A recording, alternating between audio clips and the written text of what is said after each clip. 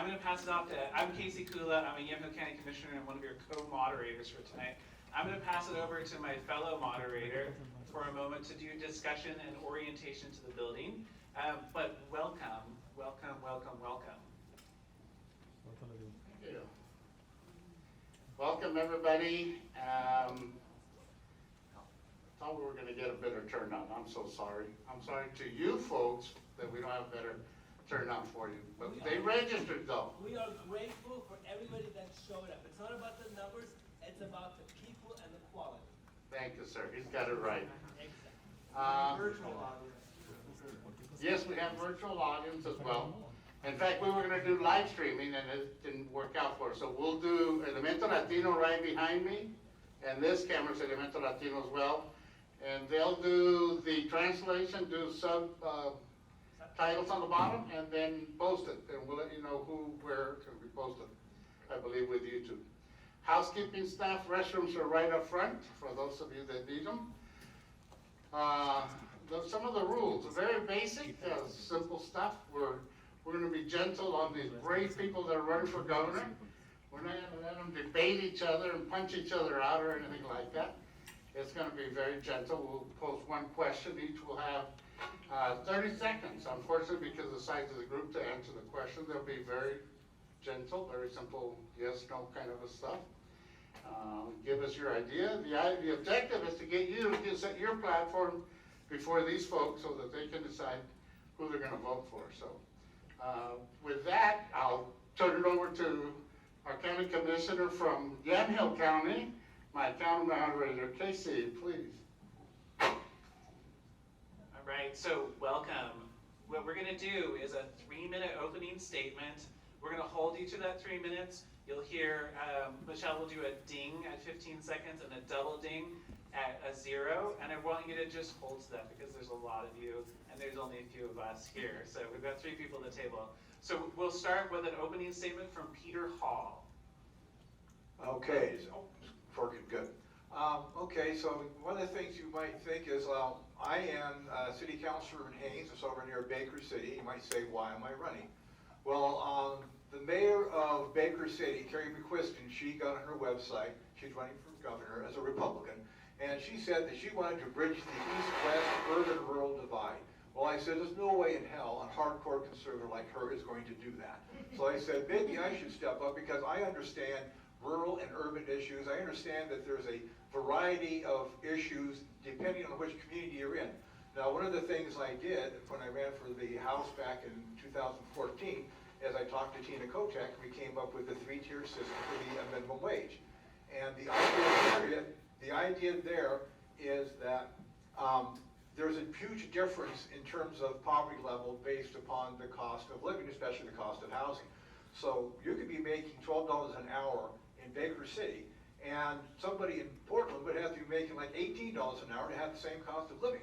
And then when you talk about poverty levels, I mean, we have this one thing about what is considered poverty level to get access to a lot of government services, but it's vastly different across the state based upon whatever your cost of housing is. And the cost of housing is a huge factor in determining poverty level. That's why you have so much homelessness in the Portland area. The higher the housing costs, the more likely you're going to have homeless.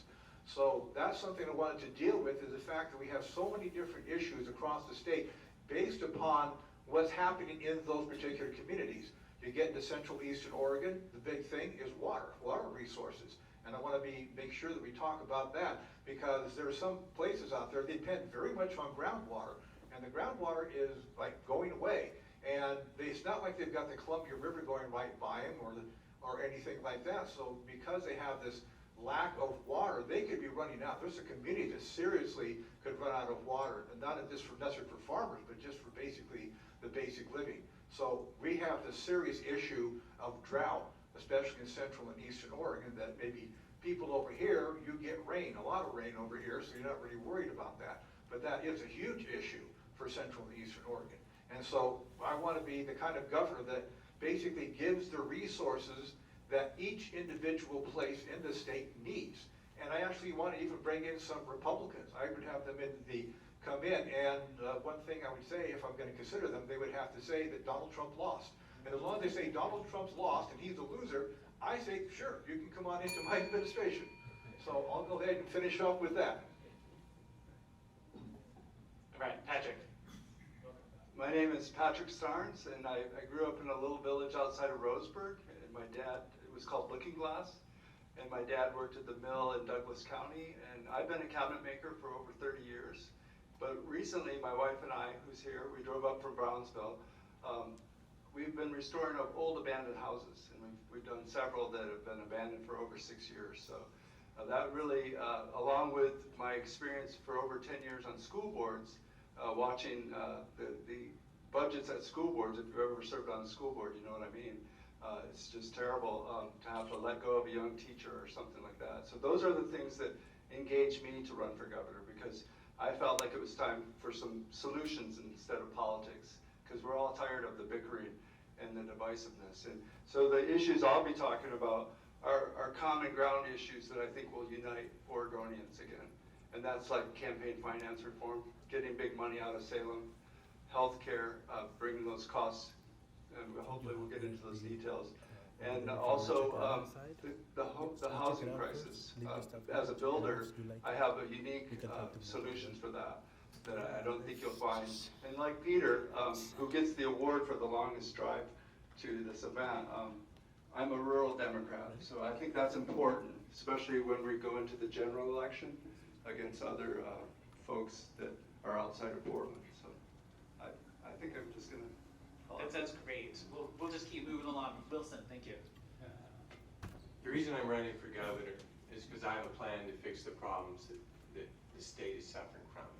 The first thing I'm going to do is I'm going to end homelessness, and I'm going to end it in a good way. And I'll explain later what I think is going wrong now, but this is how it's solved. You build 3 large facilities, 2 in the Willamette Valley, 1 in the Deschutes County, and it's a big, large shelter. It's all under a big solar canopy, so we can give everybody AC and heat. And we bring rehab to a serious problem. And the only way you're going to get to rehab is, if you want to talk to a heroin addict, I could tell you who, but it's just like you've got to do it in the country. It can't be done in the city. And we provide job training, we provide medical health care, we provide rehab, we provide job training, job placement, but it's placed in the country, it's clean, it's safe, it provides the kind of conditions that allow people to heal themselves and bring them back from their, this drug problem is a huge problem, and you can't just say it's all about homelessness or affordable housing, but let's talk about affordable housing.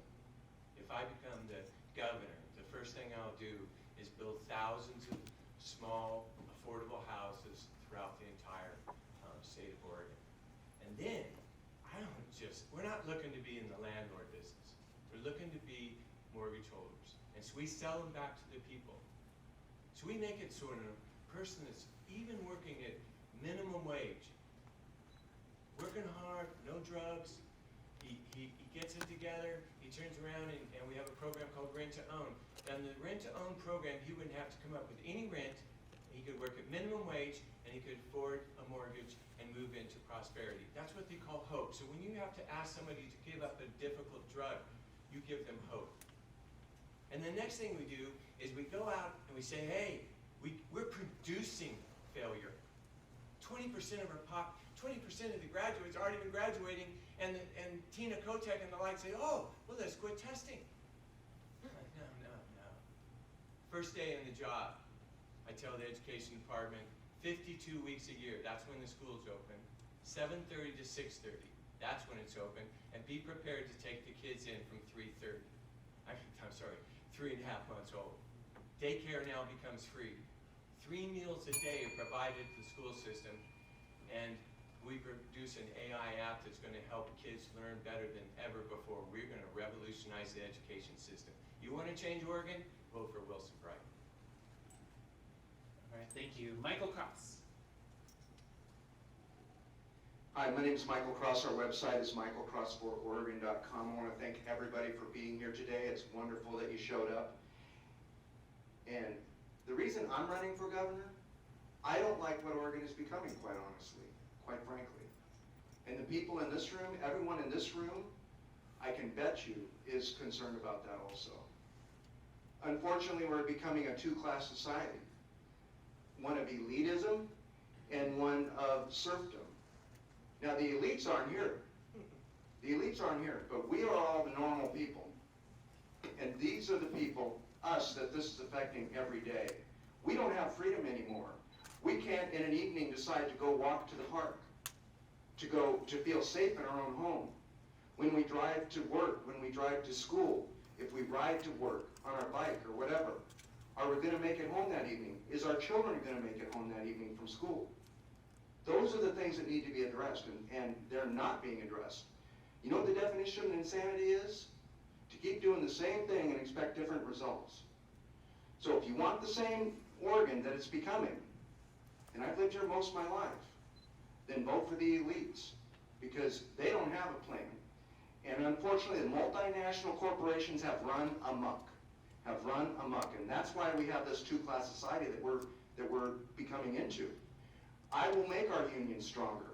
I will have better jobs, higher pay, more benefits, all these things. We have a 4-year plan to solve the homeless crisis, and basically it entails creating a small town over in Eastern Oregon. And immediately, everybody has a place to live. Everybody has a place to stay.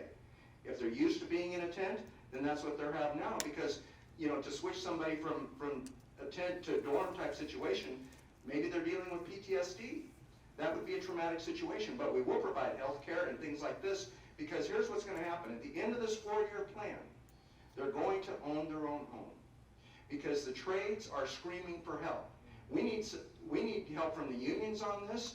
The corporations, the for-profit corporations like Intel and Nike, they will assist with manufacturing facilities. We will have a triple tax credit, so if they invest $1 million in a training facility to have new people, then they will get a triple tax credit on top of their normal tax deduction. Because we want to incentivize the for-profit companies to do this. The plumbers, the electricians, the carpenters, the drivers, the mechanics, they're all screaming for help. And yet we have people living underneath our overpasses. We are judged as a society by how we treat our least. And again, this is a 4-year plan, and at the end of it, they end up owning their own home. I think it's wonderful. Crime is high, pay is low, quality of life is low. Schools are, we need to have our principals should be an elected position. That way each Michael, community I'm gonna pass it over to okay. you. Can get that too. That way did each have the principal opportunity, gets sir. the community gets to decide the principal. Thank you very much. I'm Yeah. sorry I went over. No, it's okay. Next time. Okay, hopefully I don't drop Michael. this. Yes, can you hear me? Thank you. Hello? Is it on? Okay. My name is Micahel, and as you can see, I don't have any arms. No, you're not seeing things. I really have no arms. I was born without arms because of the Chernobyl incident in Ukraine, and I came to America in 1992. I moved to Portland, Oregon in 2015 because of the biking. Yes, I do bike. In 2020, I biked 10,868 miles, and I improved. If I can do it, anybody can do it. And what I use I'm running for governor is because I'm sick and tired of the elite establishments saying one thing and not doing anything. You know, Kotek, Speaker of the House for 9 years, and in that time, what did she do? What I'm going to do my first 4 years is I'm going to raise minimum wage to $15 an hour. I'm going to implement a living wage of $25 an hour at all corporations reporting quarterly billion-dollar profits. I'm going to also be attacking cost of living by lowering our rents. Right now in my building where I live, people are receiving $300, $400 rent increases, and this is all legal with the rent cap that Kotek passed a couple years ago, because it's 7% plus inflation. It is downright criminal and unacceptable. And as governor, I will cancel all of those rent increases within my first 100 days. I will lower rents to $100 for all middle to low income people within my first 100 days, and ultimately set a goal of capping rents to 30% of your income regardless by the end of my first term. I want to make rent like a bill. It's annoying, it's a hassle, but it's not going to break the bank, because too many hardworking Oregonians are paying 50, 60, 70, 80% of their income in rent, and that is just not right. I also want to expand Oregon Health Plan to all Oregonians, regardless of income or immigration status. I want to make sure that your OHP is accepted everywhere, anywhere in Oregon that an OHP provider accepts. Because right now we have CCOs, care coordinated organizations, that lock you into networks and making care even more unaffordable. And by having OHP available to all, we'll be able to cut down on administration costs because we won't be having to reassess you every year for your financial determination, and we won't have to keep switching you based on geography to a CCO. And then I also want to tackle homelessness. There is no reason why in America people are homeless, especially our veterans who risk their lives for our safety and our freedom. And what I want to do is transition us from a rent society to a rent-to-own society. Because if you can own, that is something that is yours and that cannot be taken away. And if you have any questions, please visit my website, trimbleforgovernor.com. I'm going to be a governor who will never be caught sitting on his hands doing nothing because I'll be too busy pedaling Oregon forward. Right. Thank you, Michael. George. Hello? Okay, perfect. So I do have a prepared speech for my 3 minutes. So, hello, my name is George Carrilo, and thank you for coming out tonight. At times I find myself feeling out of place because for the last 2 years, we've all made so many adjustments to our everyday lives. We've lost loved ones, we've witnessed pain as people suffer from illness, our children stayed home in order to keep them safe, and as parents we learn to become their teacher, and everything else in life that has become so complicated during the pandemic. For some people, they continue to work on the front lines and provide services that we all need. For others, we've learned to work from home and rely on Zoom to stay connected. From the comfort of our own home, we began to binge watch The Tiger King and so many other reality TV shows. We witnessed a man murdered on national TV, which started one of the greatest movements since the Civil Rights era. I'm happy to be here tonight because we all survived when so many didn't.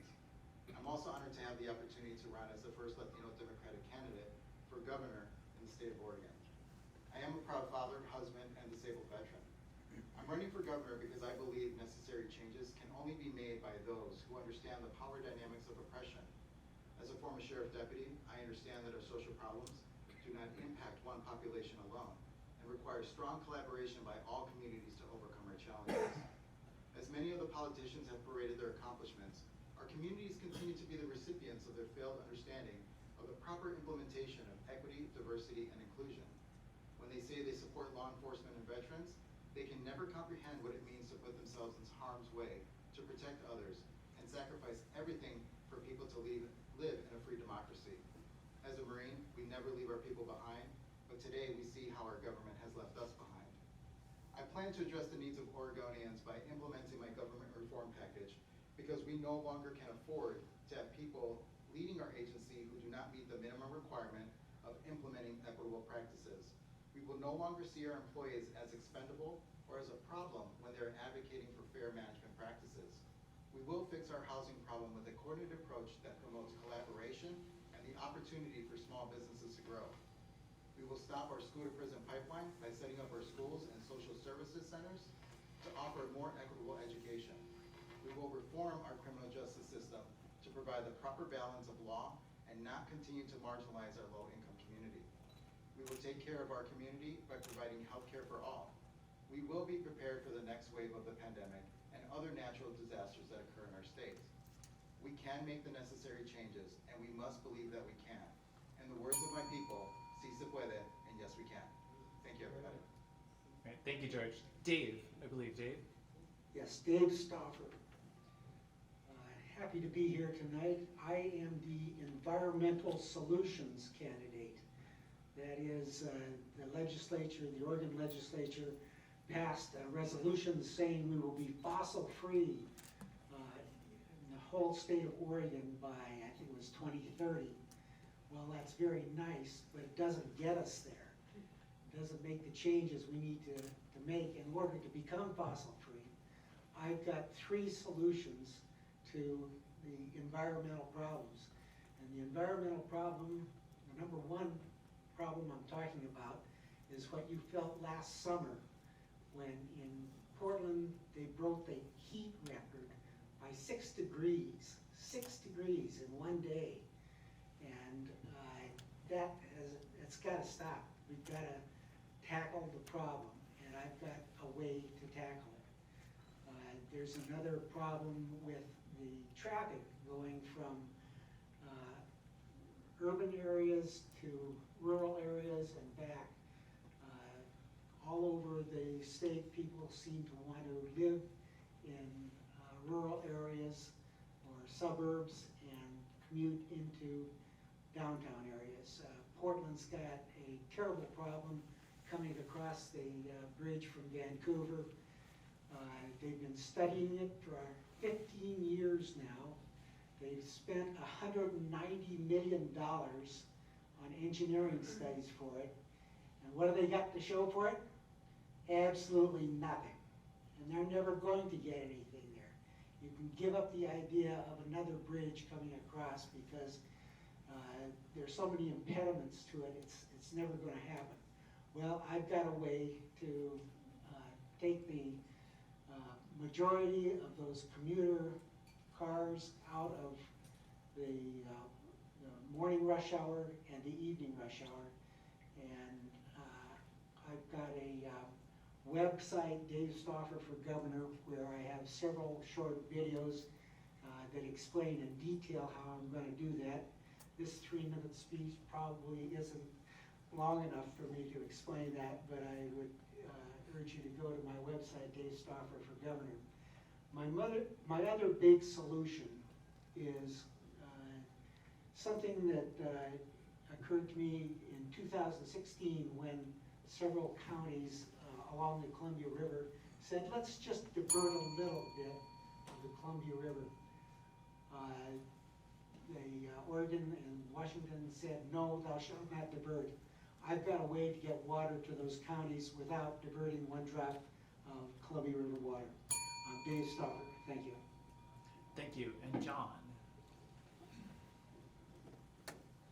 I'm John Sweeney. I'm a native Oregonian and spent most of my life here in Portland. And what I want to do in education is I want every student to graduate from high school, because those who do not graduate from high school, destined in many cases to become economic cripples.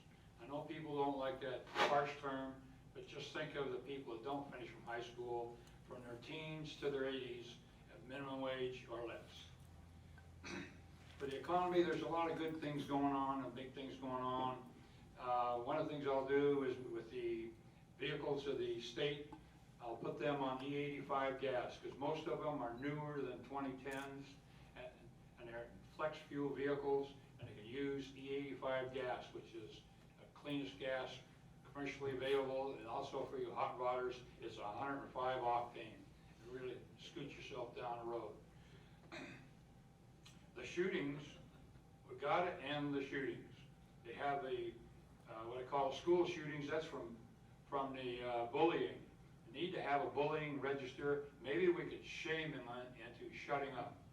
Also, the street shootings basically are happening in poor neighborhoods where people don't have firearms because they can't afford them, or they have legal backgrounds where they're not allowed to have them, and they come in and they do a shoot and scoot affair, and they get in there and shut it down. Now, I was in the National Guard, and there's a couple times I was called up for civil disturbances. Luckily, I didn't have to thump anybody, but it was prepared to do it, and then I know what it's like. Toll roads. I am against toll roads. I was in the East for my officer's basic and officer's advanced, and you know, they talk about how modest it is and for control. People at Aberdeen, Proven Branch, Maryland, if they want to go to Boston, they would go to Baltimore and they'd take the train, because the cost of the train and gas was about the same as taking a ride on a nice train. And the thing is, if the tolls come in, and you take a look around your different cities and stuff, a lot of times there's one way in and one way out, and be an attractive choke point. If you make less than $100,000 a year, it's going to affect you because the price of goods and services is going to go up. And if you make less than $50,000 a year, which is about $25 an hour, it will really hurt you. Wildfires will do something about that. Thank you. Great. Candidates, I have a good one for you. There's a tremendous amount of persistent and disparities among immigrants, people of color versus European Americans or white residents in education, income, housing, healthcare, and policing.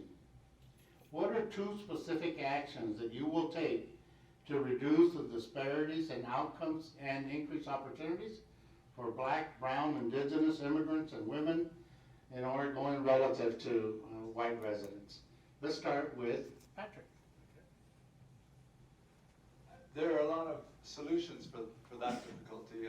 We saw that across the board in the state on the school boards, and we have the Oregon School Board Association where all the school districts would come together and share our challenges. But I would narrow it down to healthcare and helping the unhoused, since those populations that you're talking about are the largest percentages of both those without healthcare. Oh, these answers are even shorter, okay. I'm sorry, yes, I should have told you, 30 seconds, I'm sorry, So- my bad, Am I sorry. done? Or is that my warning? I'm done. You're done, I'm so sorry, Patrick, I forgot to mention to the candidates, yes, 30 seconds. The first 3 minutes were your opening, because there's so many of you, we could only afford 30 seconds for each of the, at least 5 questions that we want to get in, sorry about that. Well, if you listen to my opening line, you say, listen, what happens if you open schools from 7:30 in the morning to 6:30 in the evening? What happens when you open them 52 weeks a year? What happens when you open them up so childcare is free? I can tell you who prospers. The harder worker you are, the more you're going to gain. What would be better to drop your child off and know he's in a safe place and he's getting education in so many different ways? I mean, the poor people win more with my plan than any plan here combined. But we're so afraid to take on the teachers union, it's like we're scared to do it right. My turn? Yes, sir. You know, Oregon was one of the last 2 states, Louisiana, and they kept doing this until the federal government told them to stop. And I'm talking about non-unanimous jury verdicts. And those stem from Jim Crow laws, okay? Oregon has got some serious issues to deal with in there. And if we keep voting in these elitists, then this kind of crap will continue. Oregon kept doing non-unanimous jury verdicts until the federal government told them to stop. And that is terrible. That should not be happening. I am the only candidate on the stage who actually wants to give legal status to all illegal immigrants, let them vote in all elections, but federal elections, so they can pay taxes and contribute to society. I also am in favor of reparations to make, to undo the evils we did to them for the years. And then I also want to, in addition, lower rents, expand Oregon Health to all. My plan is going to be just as tremendous in helping, not just Wilson's. No disrespect, friend. So, one, I would like to stop using the language of poor people, because it's people experiencing inequalities within our system. And so when we look at our education system, we have to set up our education system to not allow our children to fail. Right now, it takes 3 to 4 years before a child can get actually any sort of testing. 1 out of 5 children have dyslexia. The trauma that we put our children through our education system is the reason why we are where we are today. We also have to look at our criminal justice reform system, because it is not working for people.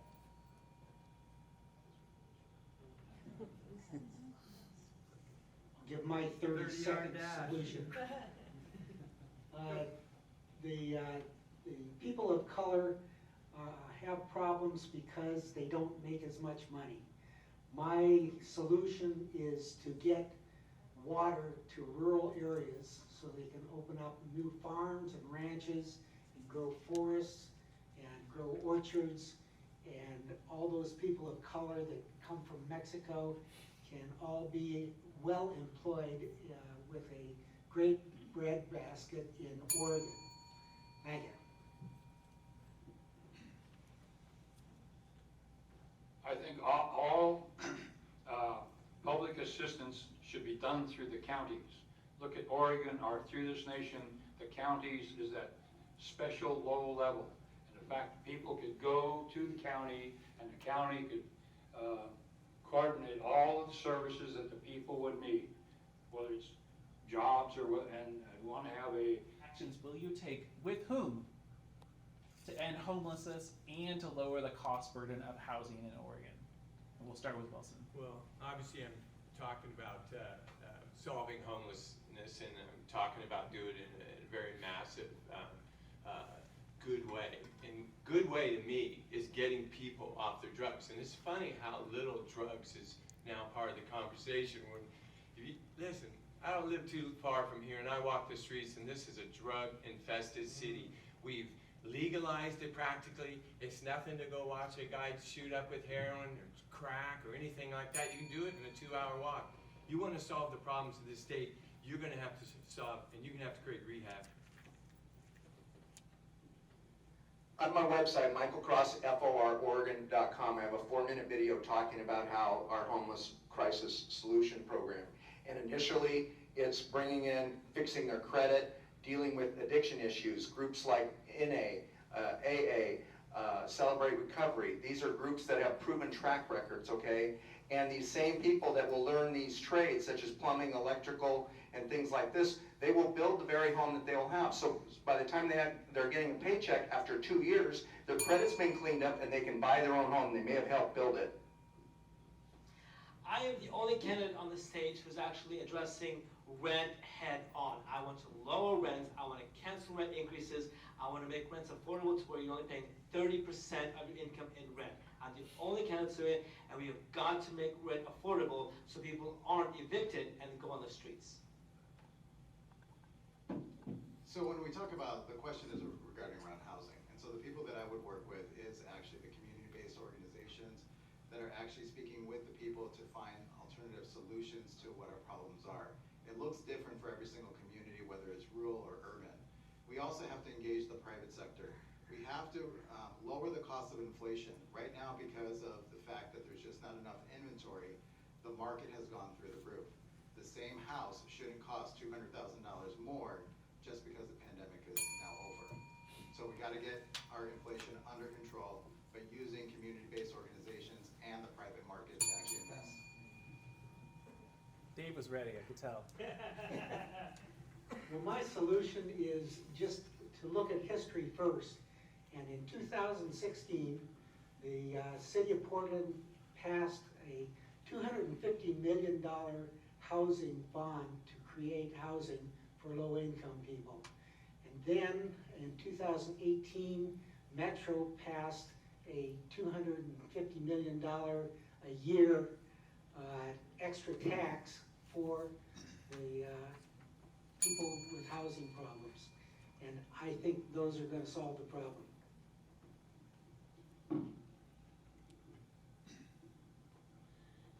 In Portland, there's a lot of abandoned buildings. You know, you look at downtown Portland, they've got 20 and 30 and 40-story buildings that are empty. Those could be used for housing.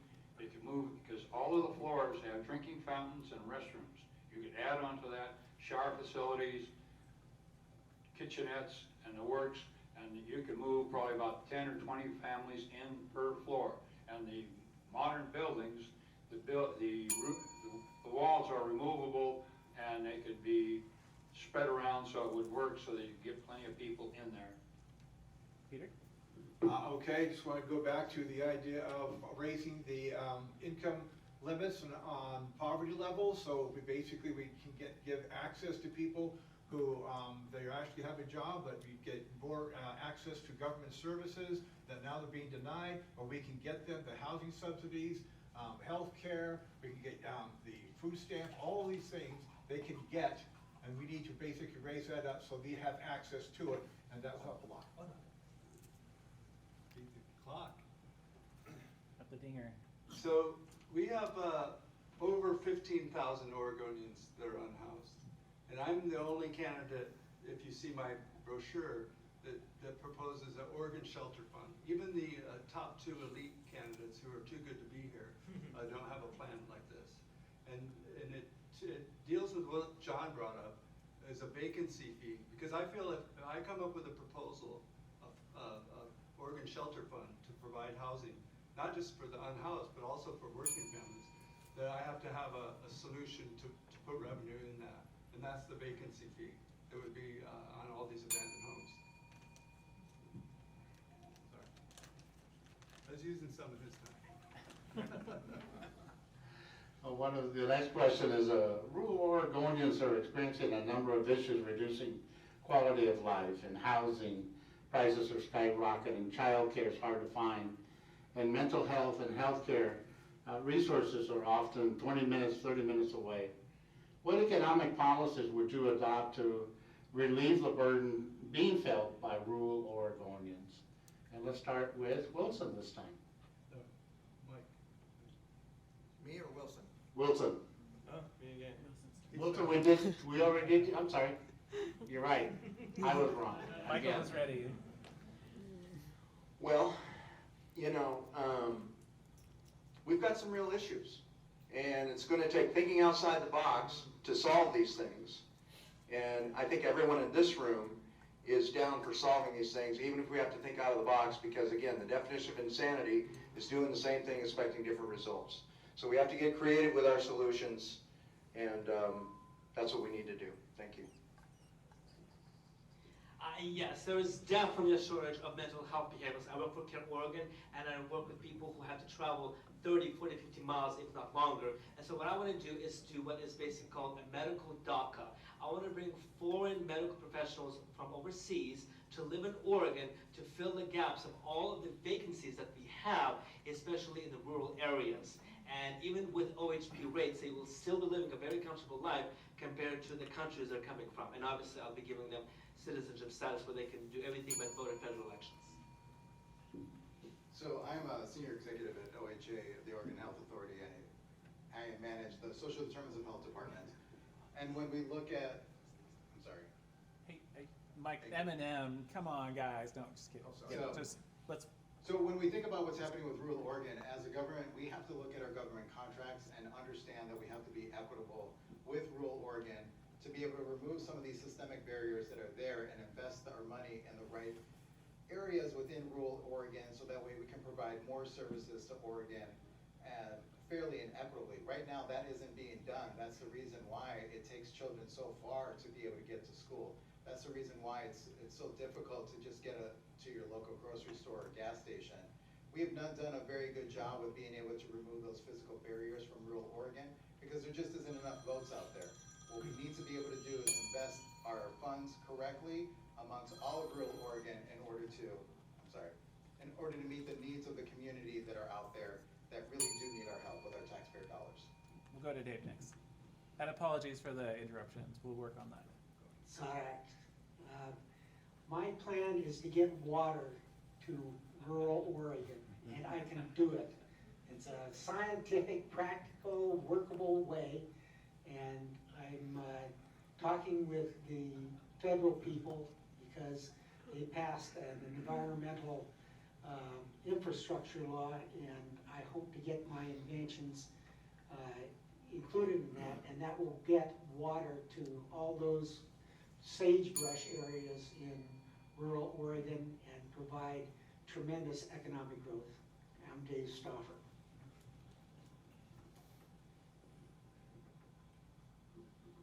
In mental health, in order to get an associate's degree takes 90 quarter hours.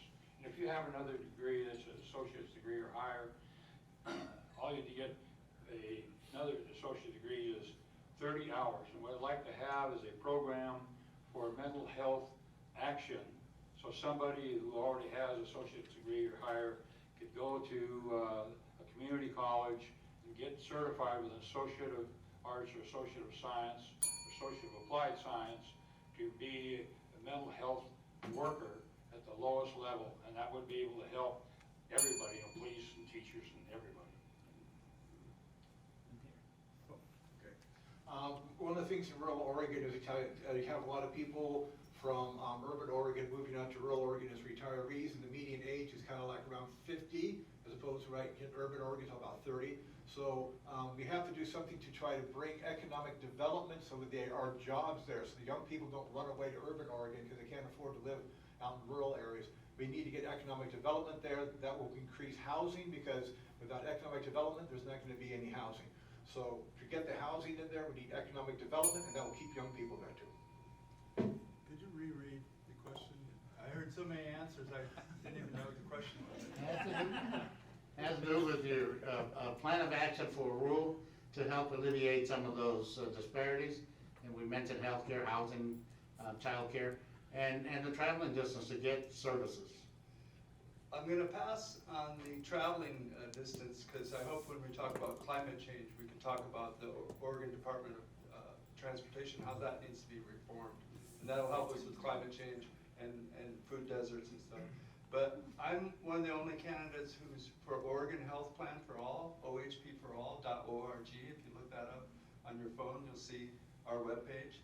And again, we need an Oregon Health Fund separate from the general fund. That's why these funds need to be separate, because that's where all the bickering is, in the general fund. And we need to have the housing fund and the health fund separate. And that'll help a lot of rural Oregonians too. For the record, I am for OHP and for all as well. Yes. So think about this app that we're talking about building an education system. Just think about the fact that no longer, just because you're in Umatilla or Pendleton or someplace else, you can only be restricted to education from the teachers that live in that community. Think of it, the fact you're walking around an iPad. Maybe you're learning from somebody in Eugene. Maybe you're learning from somebody else, because the school system now works for you, and it changes. It changes when you have an app that doesn't have the boundaries of the distance between 100 miles and 200 miles. The world could change.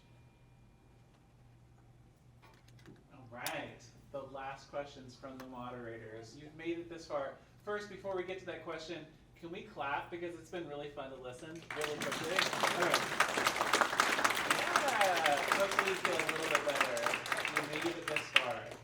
All right, so healthy and functioning Oregon forests absorb massive amounts of carbon, and over 70% of drinking water in Oregon comes from forests, while water systems are failing even as climate change worsens.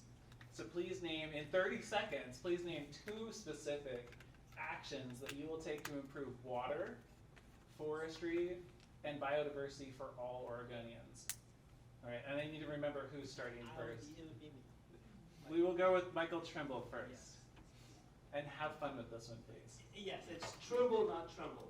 Anyways, what I want to do is ban all tree logging. There's no reason why we should be doing that. And we need much, much better enforcement management. And we need to actually stop people from living in areas that are prone to fires, because it's just counterproductive. So I'm sorry, can you repeat the question again, please? Yes. Healthy and functioning Oregon forests absorb massive amounts of carbon and also are the source of most of Oregon's drinking water. So please name 2 specific actions that you would take as governor to protect our drinking water, sequester carbon, or improve biodiversity for all Oregonians, or something like that. Sounds good.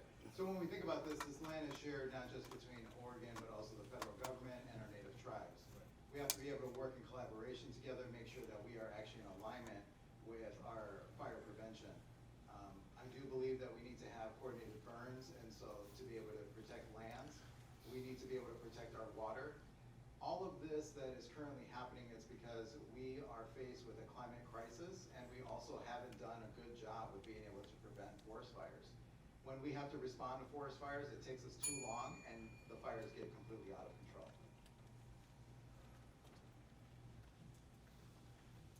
If you go down to Astoria, you'll see that the Astoria Bridge is 4 miles wide, and that water that flows underneath it is 15 to 50 feet deep. It flows 24 hours a day, 7 days a week, 365 days a year.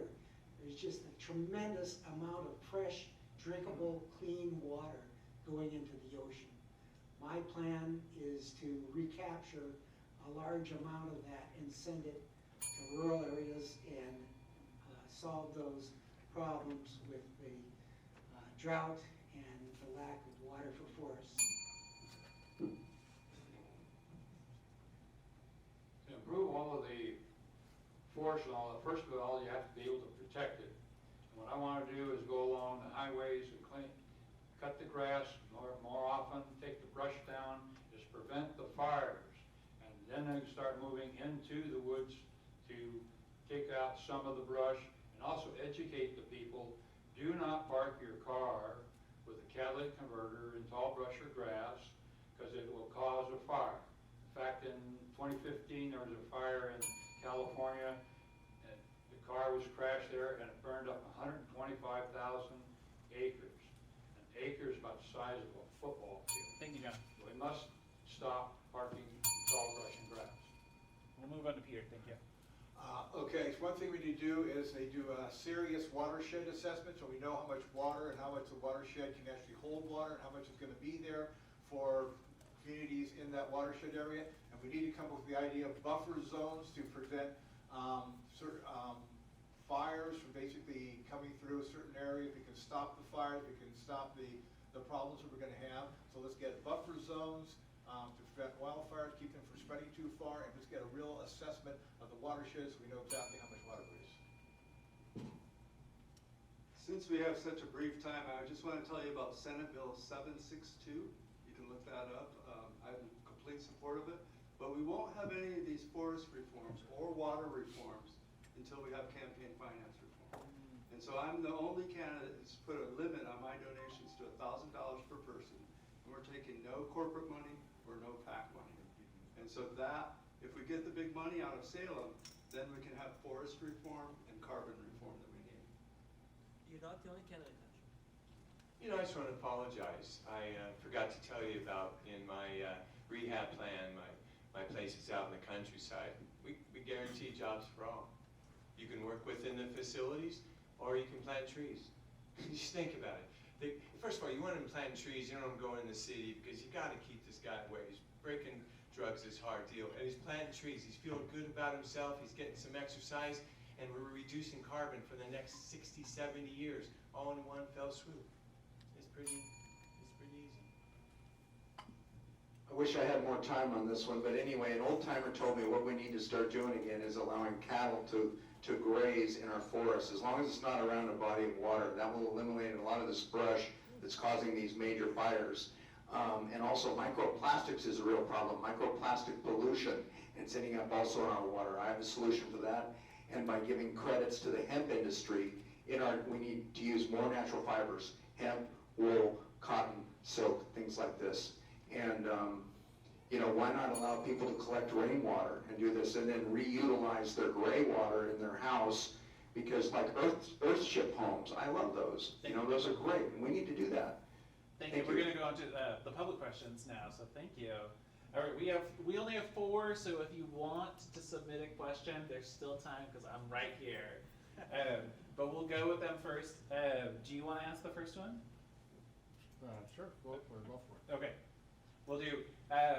With corporations buying 1 of 4 single-family homes, what would you do to keep Oregonians into homes, or to get Oregonians into homes? And we've touched on this before, but you have the opportunity to elaborate now. I can't hear. Can you repeat that? Yes, so with corporations buying 1 of every 4 single-family homes, what would you do to help Oregonians get into homes? And we'll start with George. So that's really, we have to look at our banking policies. We know that redlining currently does exist, which continues to marginalize communities throughout Oregon. We need to tax the banks appropriately to understand that they're not going to be able to get away with this anymore. And when it comes with corporations eating up all of the inventory, we need to be able to tax them appropriately also. This system cannot be built just for the wealthy, and homes aren't just being meant to provide this huge income gap to wealthy individuals that are just eating up all the properties here throughout the state of Oregon. We're not for sale. Like I said earlier, there's a $250 million housing bond that the city of Portland passed in 2016. They're getting around to implementing that pretty soon. That's going to put a large number of housing units on the market. And then the Metro tax is $250 million a year for 10 years, which is about $2.5 billion they're going to be spending on housing. So that's already in the works. I think we'd have to appeal to the people. When you're selling your house, try to sell it to a person or a family rather than a corporation. Because I know how that is, because I live in a house built in 1900 and we get offers all the time. And I know the fact that what they're gonna do is knock the house down. Our going joke is, if our vehicle stalls going away, it'll be sideswiped by the bulldozer going in. But we gotta get the people selling to people. Thank you. And Peter? Okay, one thing I would do is if they're gonna leave the thing empty, I worked in ski resorts, I know how that works. So I tax the hell out of them, take all that money and then put it into a fund to basically for affordable housing. So if you're gonna leave it empty, we're gonna find a house for people. Maybe it's not gonna be your house, but we're gonna build a house based upon the money that you're gonna give us because you leave that house empty. We'll put it in the Oregon Shelter Fund. Thanks, Peter. And this is another example of why campaign finance reform and getting big money out is so important, because corporations are not people, and they're who are controlling Salem. So that has to be the first priority. But having the Oregon Shelter Fund will provide the support that working families and the unhoused need.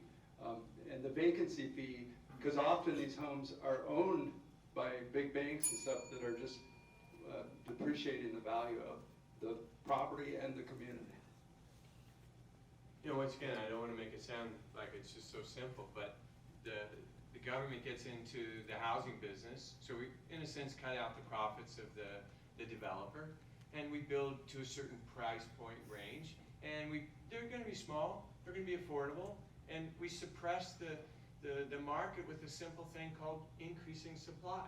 It's not a radical approach. It just works. And if we're the mortgage holders and we start to do rent-to-own programs, so if a guy stays straight, just think of that guy staying straight and working hard, and next thing you know, he's renting to own his own place. That's pretty cool.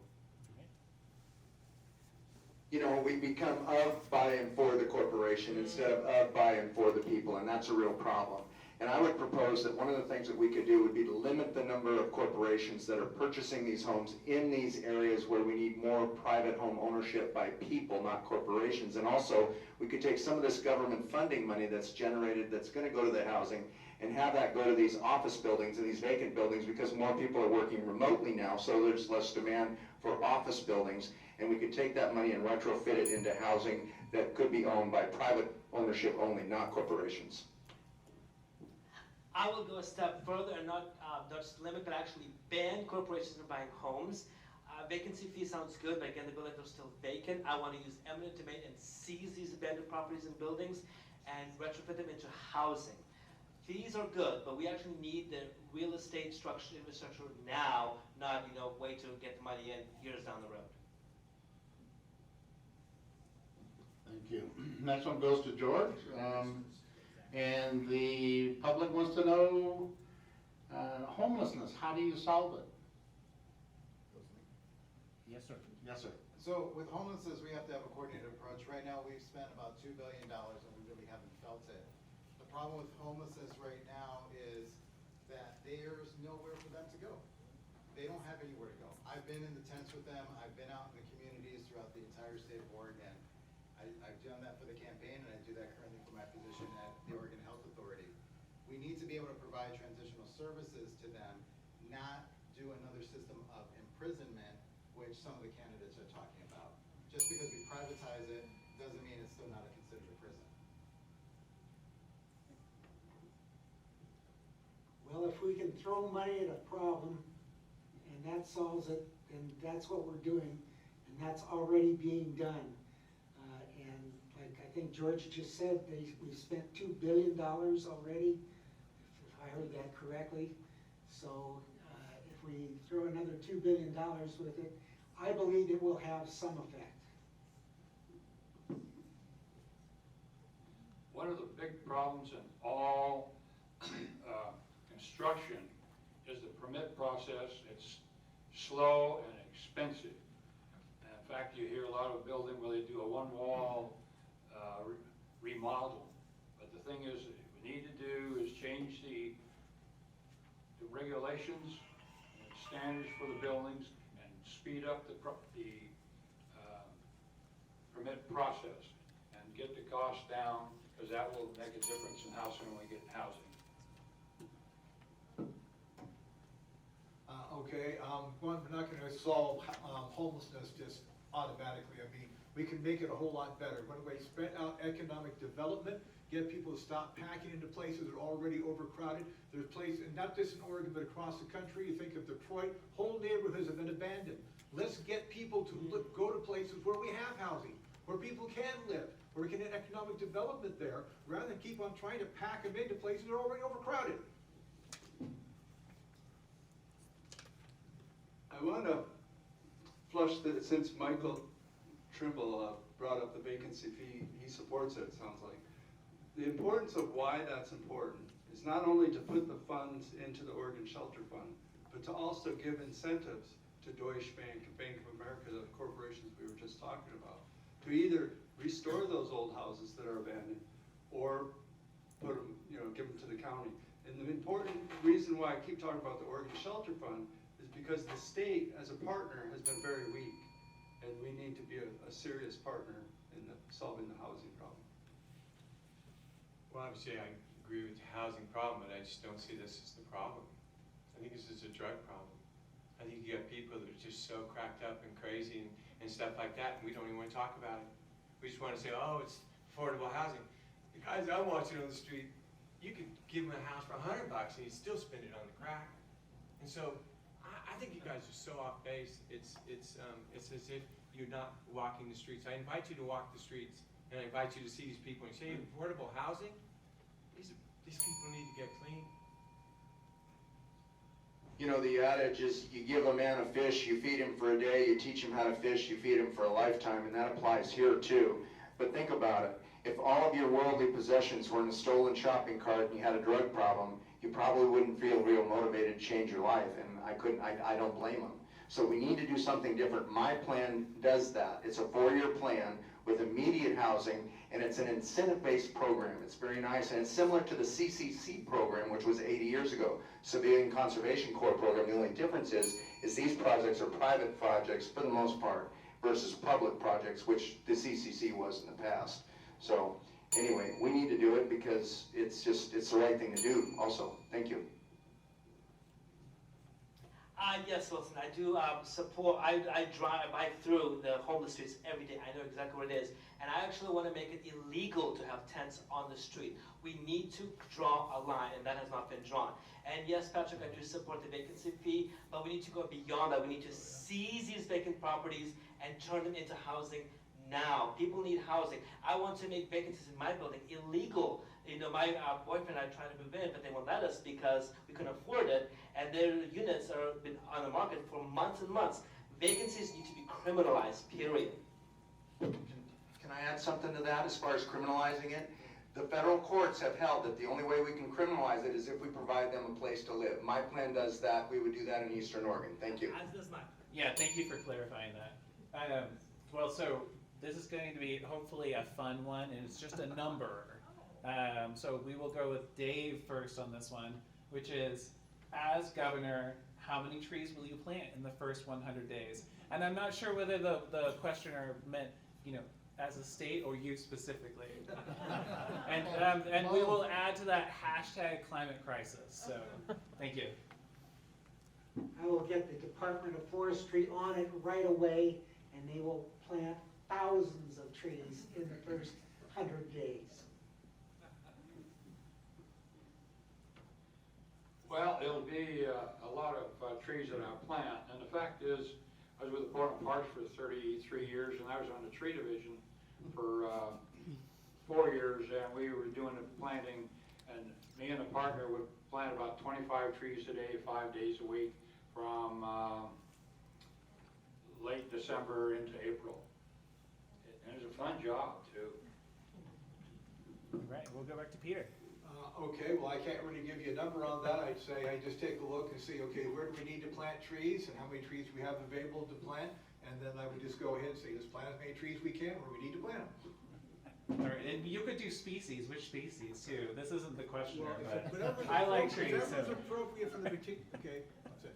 Whatever is appropriate for the. I gave him extra time, but clearly this man's from the east side. Thank you. Patrick. This gives me a chance to talk more about Senate Bill 762, which the senator from Southern Oregon proposed to help with wildfire. But because what's really great about it is, like Michael said, about the Civilian Conservation Corps. This Senate bill creates the Oregon Conservation Corps, and it puts boots on the ground in your communities, Eastern Oregon, Southern Oregon, and finally the state has boots on the ground to help thin around your cabin in the woods, to help thin along the highways that are densely forested, and also to plant trees. Go, Wilson. I think in my first 100 days, there's probably not gonna be a tree planted. I think the first 100 days is all rehab around my place. But I think as time goes on, the next 30, pretty soon people are getting healthy and all of a sudden they say, yeah, I want a job, I want to work, I want to get out of here. Say, great, we start planting trees tomorrow. And what do? Plant trees like nobody's ever seen before. It's the most beautiful way to take one problem and fix another problem. I'm talking, let's say, 1 million. You know, gardening is very therapeutic. Working your hands in the soil and things like this. I think it would be a good program to have our homeless people doing this, and you know, it could become competitive. Oh, how many trees did you plant today? And then they try and one-up each other. And we could actually do a pretty good program that way. And I would prefer to grow probably hardwoods, but whatever, you know, I'd let the professionals decide what to plant. But I like hardwoods. I like maple, you know, Doug fir, things like that. Thanks. Oak. Sorry. Oh wait, I'm a moderator, I'm so sorry. Okay, please, Michael. Yes, also, you know, using your feet for gardening is also very therapeutic. You know, that's not be discriminatory here. Anyways, what I want to do is plant as many trees as humanly possible, and I'll be using our state inmate population to do it, to teach them a trade, get them out, get them experience, get them out into the environment, and to be able to appreciate it. Basically along the same lines as Wilson, but we definitely have got to be able to get the prison population assimilated back into society so they don't commit crimes and go back to the revolving door.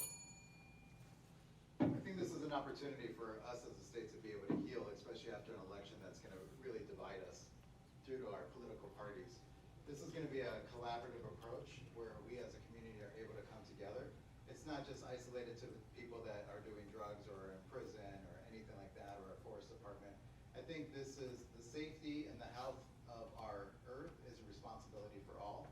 And I think that we should all engage in it together, so that way we can bring all of our resources together to be able to plant as many trees as possible, because at the end of the day, somebody does have to pay for it, that we have to take into consideration. You started. Yeah, we started. Yes, that's right, because we had so much fun, we kept going. Well, I think the moderator had more fun with that question than you guys did. It wasn't my question, for the record. But I go with him, oak. This is a sort of a long question, but very interesting. How will you address the federal court ruling of no mask mandate for travelers and CDC's outreach of making science the new religion that all citizens must attend to? Is it back to Peter? Michael. Michael, sorry. I think we're at John. We did, John, you're it. Can you Sorry. repeat it? Hey, repeat the You question. would ask me to repeat it. It was very convoluted, and that's How will you address the federal court ruling of no more mask mandate? I think that means no mask mandate. Okay. And for travelers is what it said. And CDC's outreach of making science new religion that citizens must attend to. I was in the Army National Guard for 28 years, for your freedoms and mine. I'm against all these restrictions. I do feel that people should get vaccinated. I'm totally vaccinated, but if you're not vaccinated and you want to take your chances, fine. The 3 things you must do: write a will. Everybody should have a will. Get life insurance in case you die. Disability insurance in case you get disabled. But I'm against the restrictions. Peter. I'm not quite sure how the question worked there, but as far as mask mandates, that's always been an issue, like especially out over Baker City, where you said we're not going to enforce mask mandates. The problem is you have to enforce the mandates. It's difficult to do it. How are you going to do it? It really makes it difficult for employees to have to try to enforce it. So that's kind of like, it was kind of not being enforced anyway. So I think they're just trying to deal with the reality of the situation. So they should recommend, they should have to say, please wear a mask, please wear a mask. But obviously, it's going to be almost impossible to enforce it. So I think they're just dealing with reality. And unfortunately, it'd be nice if people would do it, but it's hard to force it. I think I'm going to take this as an opportunity to defend science. I believe in science. I'm not with the GOP, which is into denial and conspiracy theory. I'm with the Democratic Party, and I hope you all support science. My wife's a scientist. I'm a history major. So I would say the reason science is not a religion is because it wasn't written 2,000 years ago. And it's always changing because there's always new information. And that's the challenge and why people sometimes don't trust it. I got vaccinated as soon as I had the chance to. I wore my mask when I was told to, but I'm kind of done. We're all It'll be back though, sorry. I'm kind of done too. I back science, but N95 masks are not proven to do anything with viruses. That is a dust mask. It does nothing. And they've also found, it's particularly in children, the younger children wearing them, they found all these bacteria in these masks. And so I think that's more of a problem than not wearing a mask at all. If you feel like you want to wear a mask, wear one. But if you're going to wear one, make sure that it's clean. Thank you.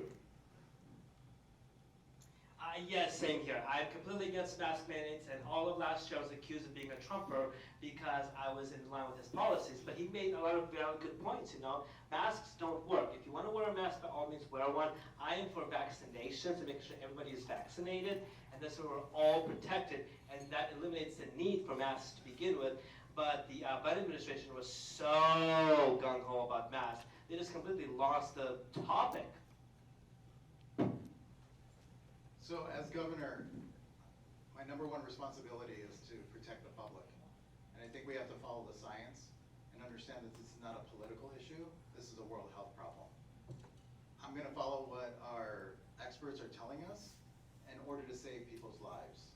This is not about wearing a mask. I think wearing a mask, if it does work and the science proves it, which it is proving that it's a level of protection, right? Just like the vaccines. Nothing is a guarantee. But we have to be able to be reasonable with allowing people to live a life that's fulfilled and not being taken away because we're being irresponsible with COVID.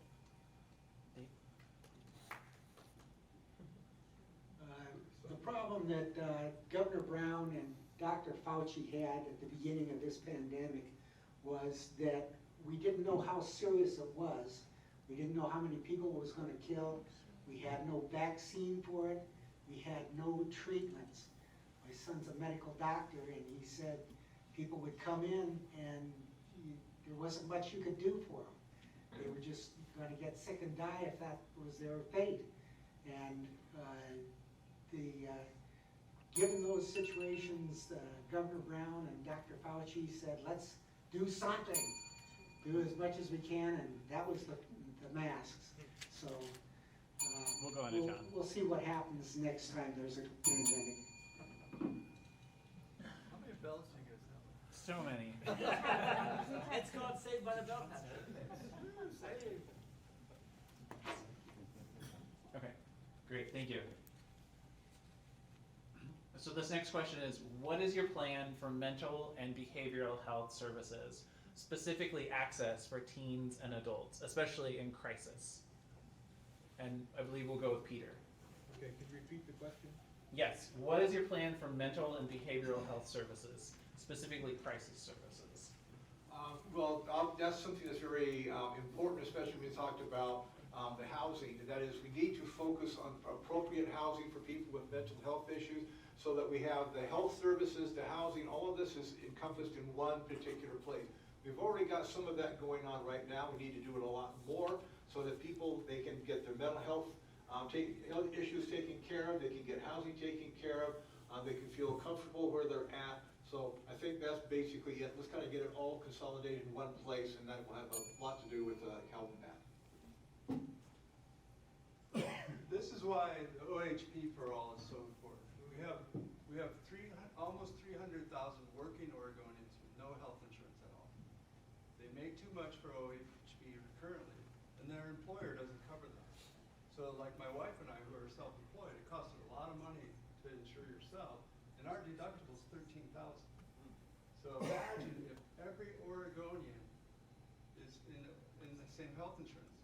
Imagine the leverage we'll have with 4.2 million Oregonians getting mental health coverage for all Oregonians. Listen. You know, it's just not my subject.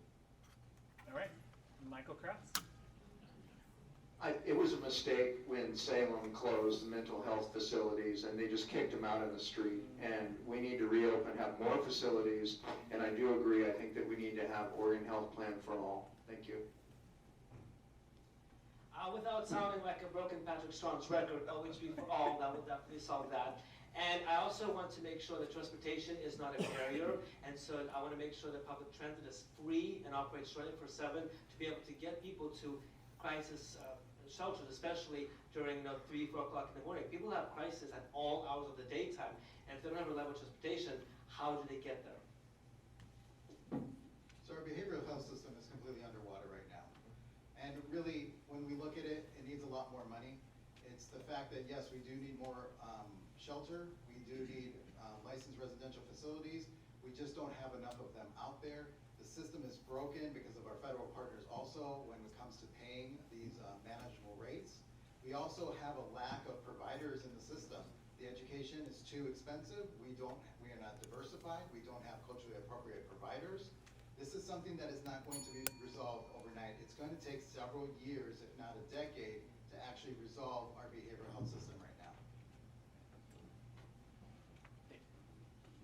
The definition of a mental health problem is a person that is either a danger to themselves or to others. If they are a danger to themselves or others, then you need to put them in an institution where they can't harm themselves or others.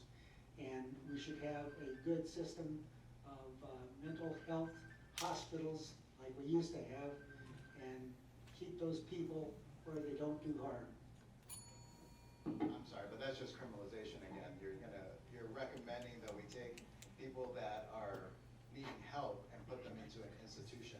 Institutions and putting people away does not work. It doesn't work with our prison system, and it doesn't work with our behavioral health population. I'm sorry, but that is completely wrong. Okay, we're gonna go into John. Again, one of the problems with the mental health situation, behavioral health, is personnel to do the work. My 30 hours is actually 10 classes, so depending on the person's load, would easily be able to get qualified in 1 school year, and those who have a little more time could probably do it in 2 quarters. But it's a matter of getting people trained to do the job. All right, and Peter. I think I just did it. Oh my gosh, you did. Started. That's right. Sorry. He was still having fun from the last question. It's true. This one's real easy. How will you diversify legislators? Legislative. Not elected folks, obviously. How will you How would you diversify The legislature? legislation? Okay. These questions are great, by the way. I just love questions from the street. They're just the best. What that helps that issue is the redistricting. And we really need to look at our redistricting because it's inappropriate for whichever party is in charge at the time. Convicted of crimes to address injustices in the criminal justice system, so pardon power. Are you committed to expanding this role as governor, and what role do you see a governor can take to address historic harms inflicted by the criminal justice system? And I can bring that one to you again if you would like. Do you want me to repeat it? No, I think I'm good with it. All right, we'll go for it, Wilson. You know, it's a power of the governor. It's been the power of the president. I feel sorry for, I'm not a big Kate Brown fan, but I think she took a lot of hits for that. I don't know the individual circumstances of the people that she gave clemency to, but I respect her decisions, and if I become governor, I may decide to do similar things. It's part of our gubernatorial and presidential history, and I'm probably not here to take any of that power away. I plan on being governor. You know, we have a program in our state correctional system which is used very little, and that is the transitional leave program. And it lets people out 90 days early if they can prove two things. And I would take this bet as governor. They prove that they have a job and they prove they have a place to live. They get out 90 days early. It incentivizes them to do these things, and that will reduce the recidivism rate. And I also think that the people that were found guilty by non-unanimous jury verdicts are entitled to compensation and possibly a new trial, or at least, you know, it's not right. In any other state in the nation, they wouldn't have been convicted. And, you know, so. We'll go to Michael Trimble. Sorry. Thank you for your patience. Of course, good things come to those who wait. And while Kate Brown was busy flushing it down Brown, I will be pardoning all former convicts who are convicts for non-sexual and non-violent crimes. Pardon, not commutes. And then I also want to be able to bring these people back into the society, make sure they have jobs, and to make sure that they have a clean record. When you serve your time, and that is that. But too many people are serving secondary sentences because of the criminal records on their background, and that is just unjust and unholy. So as a sheriff deputy, I've had experience with this firsthand. Thing is that we've used our criminal justice system to deal with our drug and behavioral health problems out in our community.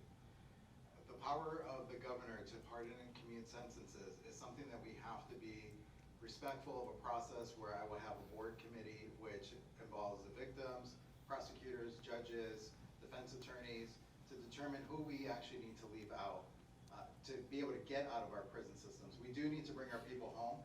We know that the current system doesn't currently work right now. 60% of our recidivism rate is here in Oregon. It's one of the highest in the country. We really do need to do a better job of how we are solving our criminal justice system. Thank you, but we'll pass it over to Dave. I practiced law for a number of years. I was a criminal defense attorney, and I can tell you that the procedure, the process whereby criminal defendants are sentenced is very extensive. It goes through the jury system, attorneys debate, the judge gives jury instructions, and after a verdict is rendered, then it's often appealed, and we have a good criminal justice system. And John, thank you. I disagree. I'm probably doing some pardoning and computations and stuff. I wrote a paper some time ago called 5-25-20. The United States has 5% of the world's population, has 25% of the world's prisoners. 1 out of 4 prisoners in the world is in a United States federal or state prison. And 20% of the convictions are false. And I'd like to see that when somebody's... Thank you. You'll get a chance during your closer if you want to add to that. Thank you. Peter. Okay, as far as what I'm going to focus on when I'm commuting the sentence or any pardons, basically on the person, on who they are. Some people just screw up, they make mistakes, they commit a crime. Their previous history, they don't really have one, and afterwards they've shown themselves in the prison system, they cooperate, they want to do well, basically they just made a mistake. That's what I'm going to focus on. Someone with a serious long-term history of violence against life and property, yeah, I'm not going to commute their sentence, I'm not going to pardon them. So I'm going to focus on the good people, people who've shown themselves and just made a mistake, as opposed to those who are hardcore criminals. Patrick.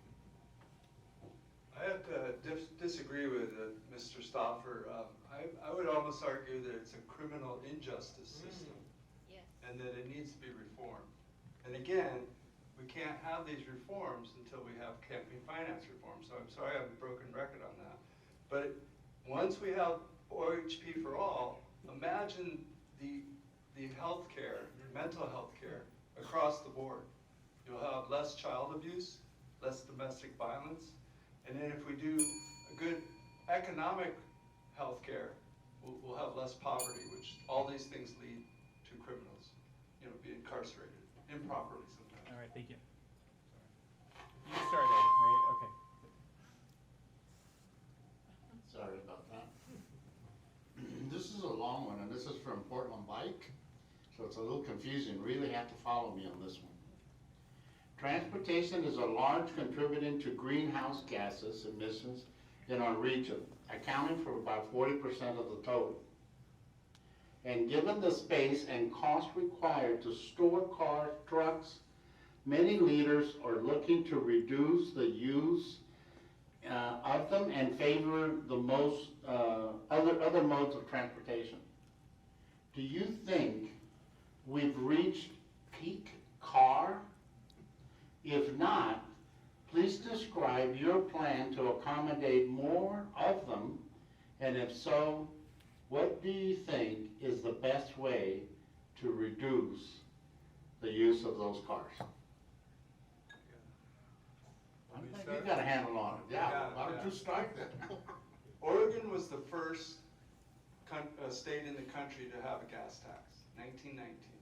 And Standard Oil did not like it. But now it's coast to coast. We pay for roads with gas tax. But originally the gas tax is in the Oregon Constitution, and it went for state parks, state highways, and state troopers. Well, this small lobby group, road builders, changed that during the Reagan era. And they made Measure 1, it was called.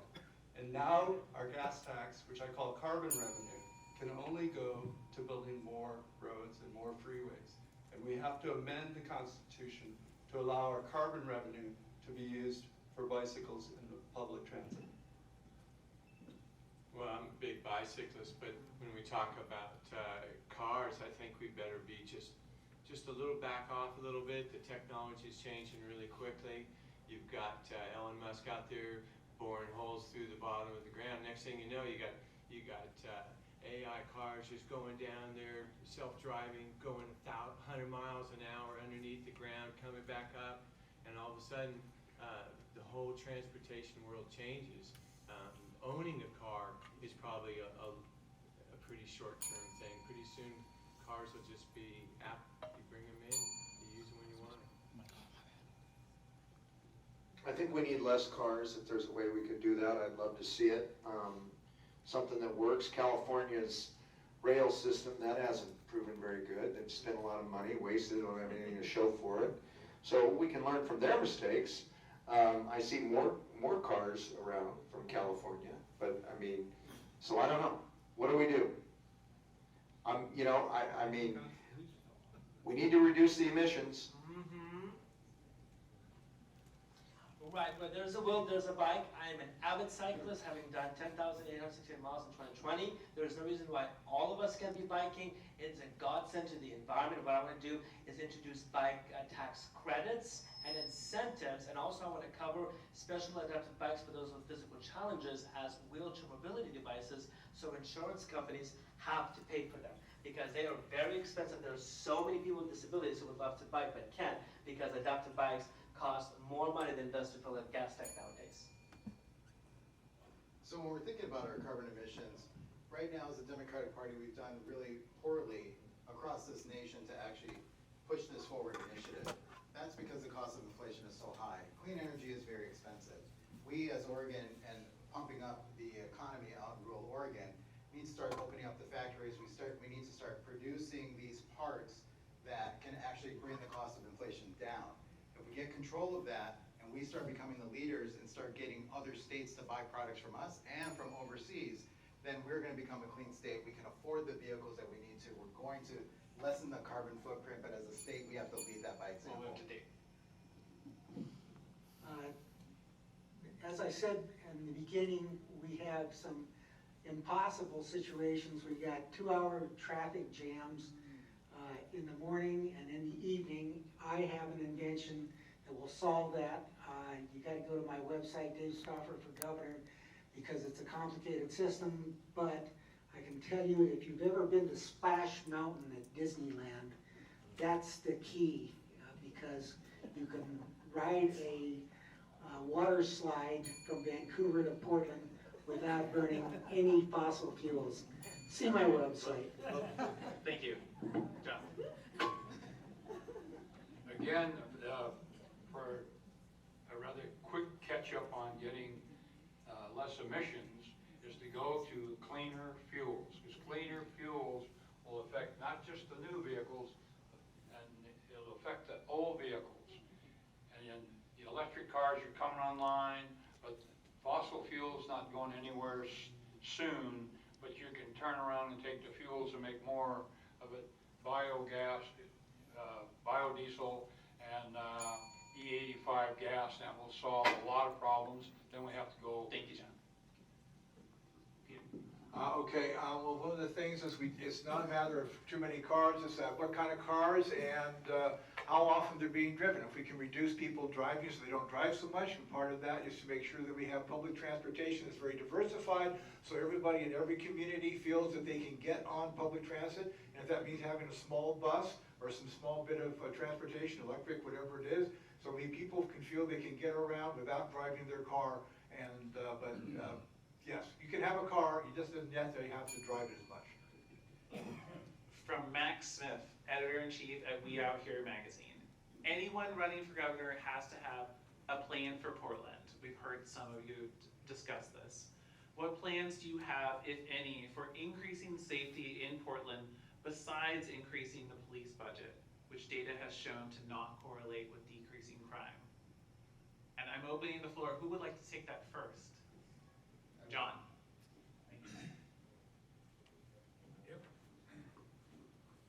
If the city of Portland won't suppress the crime, I'm going to come in with the National Guard and the state police and take care of it. It's real simple. You know, if you cut back on your military, you end up with a war. You cut back on your police, you're going to have crime. So the deal is, Portland's not going to do it right away. There's the state police and the National Guard. I have experience in that.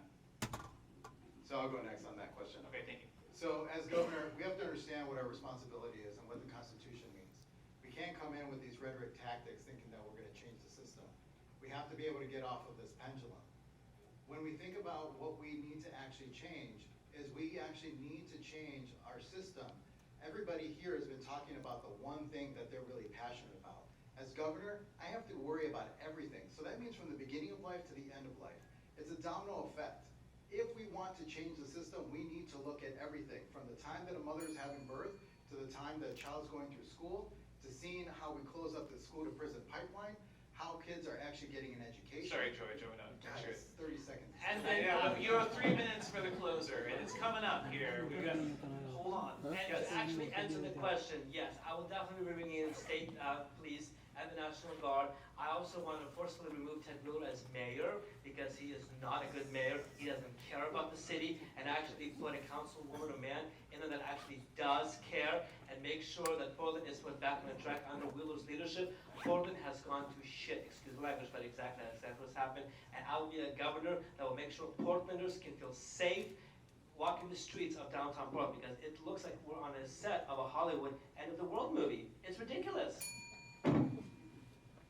And in 2020, when I ran for Attorney General, I was going to investigate Mayor Ted Wheeler for felony rioting and official misconduct, and the DA in Multnomah County, why isn't he prosecuting most of the cases? So those things, unfortunately, I didn't quite win. I had almost 1 million votes.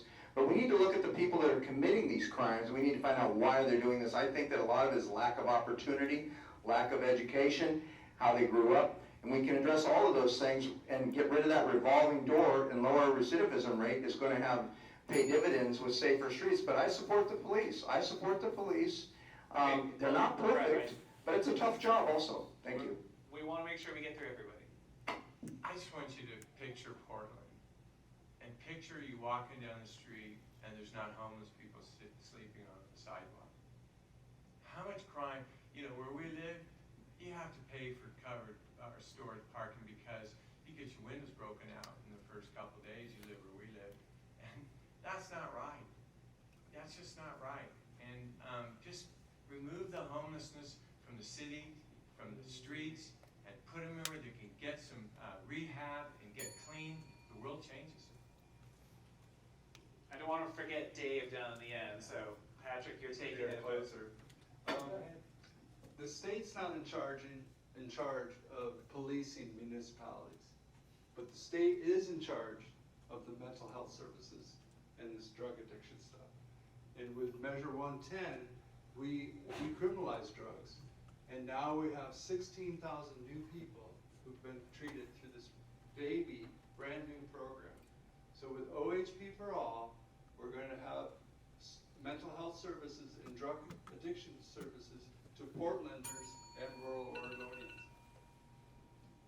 Dave is standing up, so we'll go to Dave first. Thank you, Peter. You gotta stand up.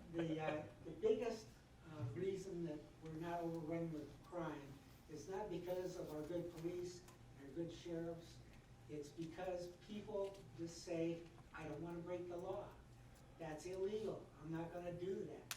People don't rob other people because they don't want to cause them harm, and they stop and desist rather than robbing somebody.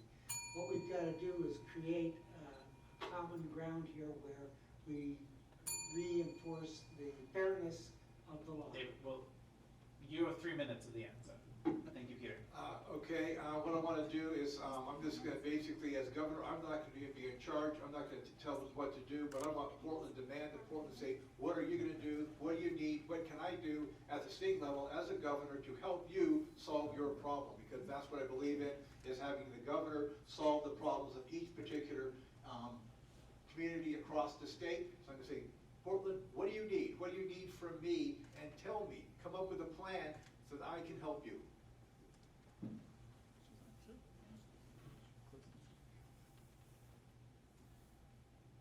We're done.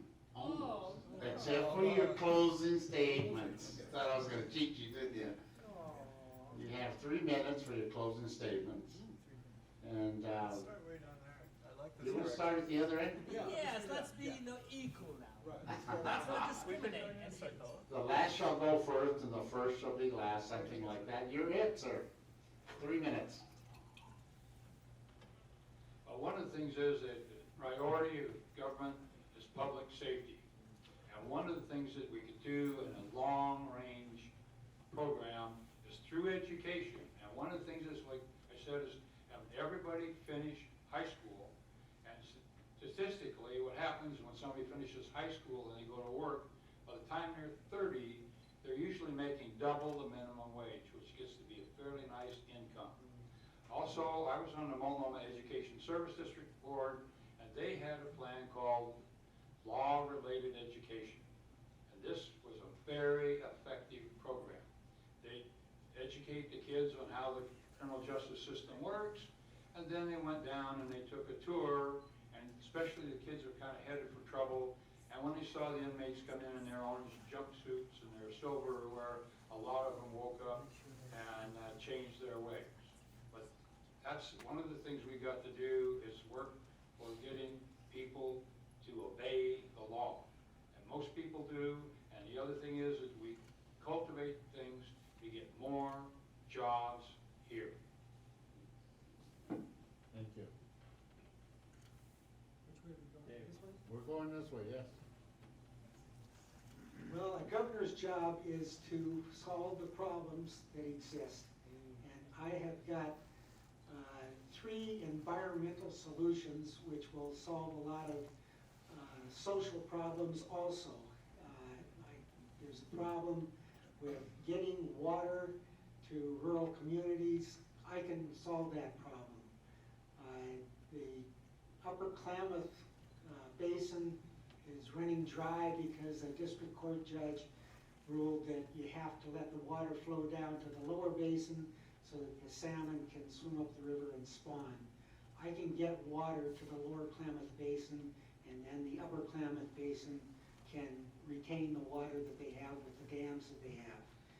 That will create a great area in southern Oregon where they've got wasteland, where it's just sagebrush, scrubland, and it'll turn into a lot of productive agricultural land, or grazing land, or orchards, or forests. There's a good example of how that is done. The Grand Coulee Dam in Washington was built in the 1940s, and it turned that whole area in northern Washington into miles and miles of wheat fields. If you go up there this summer, you'll see a lot of agriculture going all across northern Washington, and that was because they built a dam there. Well, I'm not gonna build dams, I'm going to just get water there through a piping system going from the mouth of the Columbia River before the fresh water goes into the Pacific Ocean and becomes salt water.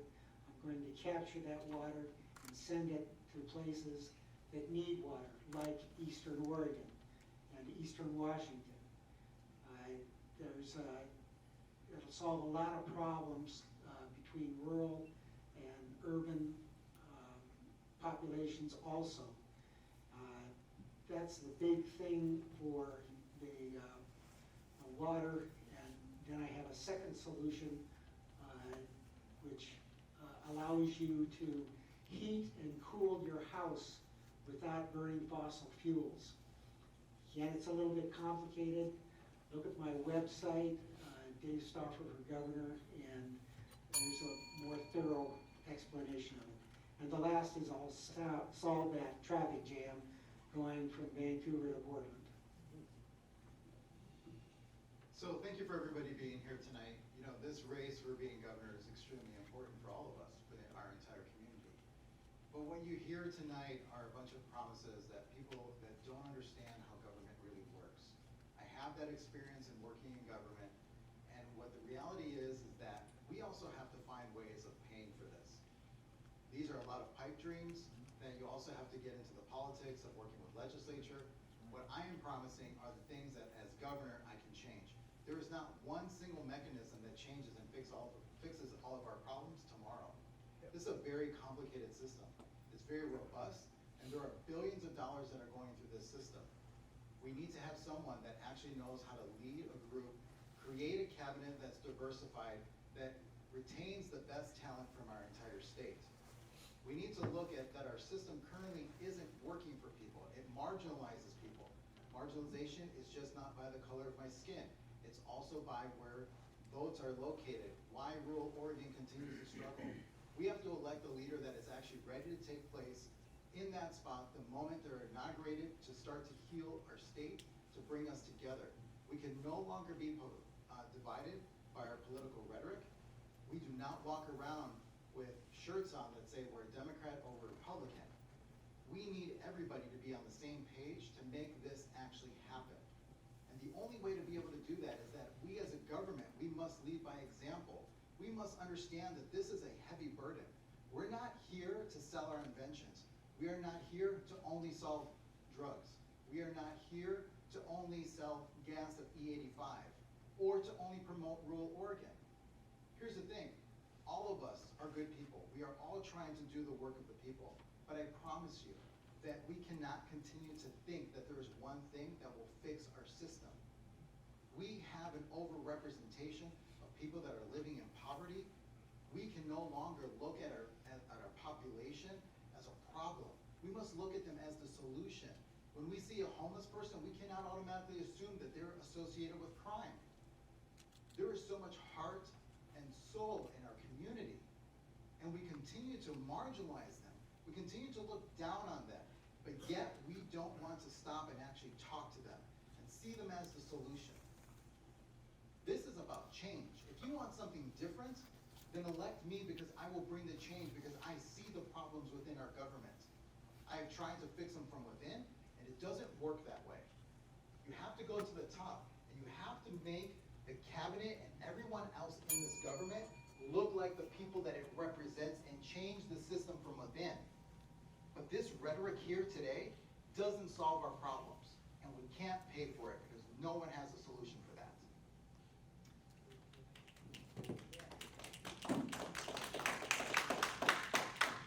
Yes, the person that George was describing is exactly me. I work full-time for Camp Oregon, and even making $18.50 an hour, I am literally living paycheck to paycheck. My rent is through the roof, cost of living are through the roof, inflation is out of control, And I'm only one financial disaster away from being on the streets. And we have got to end that. You know, the credit card debt that we have is piling up. The interest it charges is astronomical. And we have got to lower cost of living. And we do that by tackling rent. I'm the only person on the stage who's talked about tackling rent head on. And I will do that within my first 100 days. We are going to spend open health plans to all. It's not perfect, but just because it's not perfect doesn't mean you throw out with the bathwater. You fix what isn't working.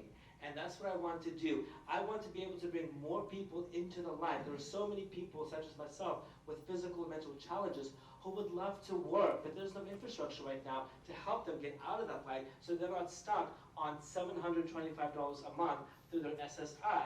Nobody can live on that, and it's disgraceful, and it's just dehumanizing. And we need to be able to give people these opportunities, and that is what I'm going to be doing as governor. I am you. I am angry with the system, and I'm going to be ruling like a madman, no pun intended, to make sure we get these issues done and corrected. And there is money. A commissioner not that long ago told me, all you have to do is look. It's there. You just have to find it. And I will definitely be able to pay for all of my programs. This is not a pipe dream. Reality of being able to help everybody, making sure that everybody has an equal opportunity, that is not a pipe dream. That is a reality, and it can only happen under my governorship because I know what it is like. I've been discriminated against. I was fired by Kroger because of my bike. They wanted me to carry my bike up a flight of stairs into a smoking section, and I told them that was physically impossible, and they fired me, and I sued them to show them that you don't fire somebody who is trying to work, who is trying to, because I was biking all the way from Gresham to Southeast Portland when I was working for Kroger. And I am proof that if you really want to do it, you can do it. You just need a helping hand. Obviously, no helping hand will help me, but still, we can still do it. And I'm going to be people for you. I will make sure I'm accountable to you, reachable to you. And I'm one of the few governors who has my full personal phone number, personal email address to make sure you can get a hold of me. If you have any questions, you can visit my website, TrimbleForGovernor.com. If you didn't know it, my name is Michael Trimble, and yes, I'm an avid cyclist. You know what speaks volumes is the two people that are not here. Tobias Reed and Tina Kotek. Why? Because they have an agenda. Their agenda doesn't involve you, it doesn't involve me. And if you want more of the same, you'll vote for one of those two people. Anyone on this panel would be far better than either of those two, because you're going to get more of the same with those two. And it's a slap in our face that they're not even here, that they didn't even bother to show up. They were invited repeatedly, and they chose not to show up, okay? Because Oregon is at a crossroads right now, and this is very serious business. And if we don't turn this ladyship of Oregon around right now, then we're going to have just more of the same, more of the problems. My homeless solution, first of all, let me tell you something. I worked for myself most of my life. I had my own business checking account at the age of 12. That's kind of surprising, and I thought it was usual until I started running for office and people told me that was kind of rare. But I'm used to thinking outside the box. I'm used to solving problems, complex issues. I was the annoying child in public school that always had a lot of questions. But you know what? At the end of the day, as I got later in life, I had the solutions because I had all this information. And I don't have all the solutions, but I don't mind reaching out to people that do have solutions, because the fact of the matter is you're either part of the solution or you're part of the problem. And everybody in this room, I would venture to guess, is part of the solution. And so I would ask you, I would implore upon you to share all this information to all your friends on social media. Get it out there, because we do not need another Tina Kotek. We do not need another Tobias Reed, okay? So I shudder to think where we're going to be in 4 years, in 8 years, if we have more of the same. I really do. I really do. And my homeless solution problem, it's primarily self-funding. It's self-funding through the real estate sales and through the companies, Intel, Nike, and the various unions that would logistics, okay? So we're talking about furniture, we're talking about Nike, we're talking about Intel, all that stuff, okay? They just say, I don't want to participate. That's fine. You don't have to participate. You can trim the roses around the office, and we're going to provide you with a place to live and health care. Trimming the roses. And it's an incentive-based program so that the more they participate... Okay, thank you. I didn't hear it. I'm hard of hearing. I apologize. I'm a disabled veteran. Thank you. Yes, thank you. Well, like all, I think my colleagues here can tell you, appreciate you being here, really. It means a lot to us. I think I've already kind of told you my plan. But I want to tell you something else that I don't think you're going to want to hear. I believe that the city of Portland, specifically, and the state of Oregon, is committing a crime. I'm going to be nice and just call it a civil sin. But there's a lot of names that can be. When you subsidize, when you pay for a person's house and food, and actually I could even explain how they're getting their meth from their SNAP card, but you are actually subsidizing the destruction of a human. You can't do that. It's wrong. And I'm here today to say when I stepped up and said, no, wrong is wrong. And if you subsidize a meth addict, what do you say? 3 years? Is that your man? Doesn't have any brains? Kind of a zombie walking around? And you caused it? And you subsidized it? And you knew it was happening? If that's not a crime, what is? So what's my chances? Not too good. Not too good. But I got a little request. If you liked what I said tonight, I'm asking for 20 emails. Send 20 emails to your friends. Say, read wilsonbright.org.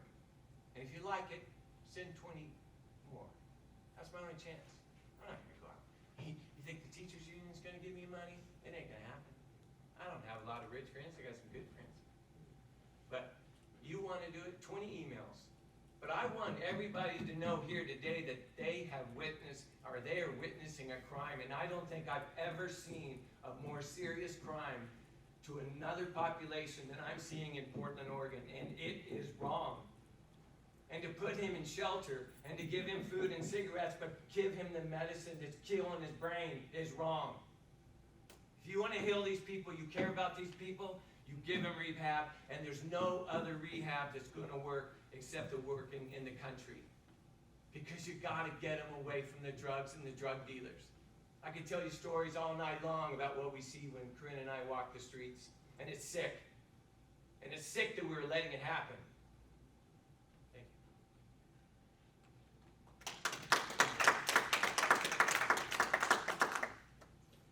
I want to give you first, I want to thank you for staying so long, and I want to apologize for the $1 million candidates that aren't here. People have already done that. And also a special thank you to all the media that came, because we also have the $1 million media that was invited many times, and they chose also not to be here. And they're just across the river, or Tina Kotek just lives up in North Portland, so it's not a long drive like our friend here from Baker City. But I want to give you a picture of what it's going to look like in the Starnes administration. The first 100 days, we have got to set some contribution limits. Then we won't have these $1 million candidates. We'll just have regular Oregonians of all colors and all creeds running for office. Not just for governor, but for state senator, state house, and you can pass these same reforms in your city, which Portland has done, and also Multnomah County has done, with over 90% support. And I have worked, I'm one of the only candidates who's worked for over 10 years as an elected official on school boards and soil and water districts, unlike many others here. It's a volunteer position. So I put the time in, that's why I'm here today. I'm also the one setting those limits and role modeling the campaign finance reform that we want, that bans corporate money and bans those special interest lobby monies. That's the first 100 days. The next 200 days would be this Oregon Health Plan for all, because we have got to deal with these mental health issues and these drug addiction issues that homelessness is a symptom of, right? It's what happens if you don't take care of each other. And that would be the next 100 days, is developing the Oregon Shelter Fund.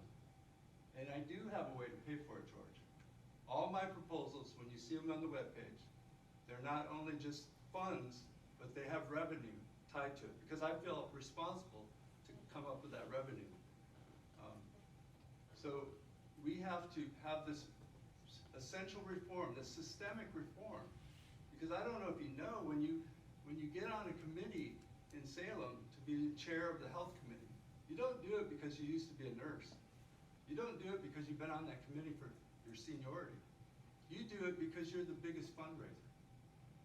You get to be the Speaker of the House in Salem because you're the largest fundraiser. So this is the systemic change I'm talking about. And that's why it has to happen in the first 100 days. Because we already amended the Constitution with Measure 107 with 78%. And just in closing, I want to invite you to my birthday. It's in Sun River, where sadly, I'm the only one who will be on the stage with Tina and Tobias Reed during that debate. So I hope you can tune in. Okay, I guess I'll finish up. He talks about Nike Bite. I don't even have any money coming in. I'm basically doing this totally across social media. I'm not spending any, well, I'm spending a few dollars, but that's about it. Yes. So that's what I'm trying to see. How much money votes can I get? Can I really make the point? Hey, listen, I'm not going to spend any money except for just a couple $100, and that's it. So let's see if that can basically make some notice among people. There's one thing we need to know about as a governor, as I understand, is I am an administrator. I'm not a legislator. And the focus I want to do is actually be able to deliver. It's real easy to make promises. I mean, all kinds of politicians make promises. The legislature can pass something, can pass some legislation, but it has to actually be something that can actually be done. And so that's what my major focus is, especially with the legislature, is pass laws that actually I can actually, get done. Things that actually get done. Now you've got people sometimes, they have, say, a big pot of money, they're gonna pass it, and they have $7 million, and it sits there, and nobody gets access to it, because they make it so complicated to get access to the money that just sits there year after year, and it never gets out to the people who actually need it, because of all the regulations. And again, too, you can make all kinds of regulations about how you want to get something done, just like with the mask mandate, but you have to actually be able to enforce a regulation. That's a whole different thing. How are you going to enforce it? How are you going to get it done? And that requires the cooperation of the public. People have to actually want to see these things done. So if you can have a very partisan group, a small group that says, we're going to force this on people, they're going to push back.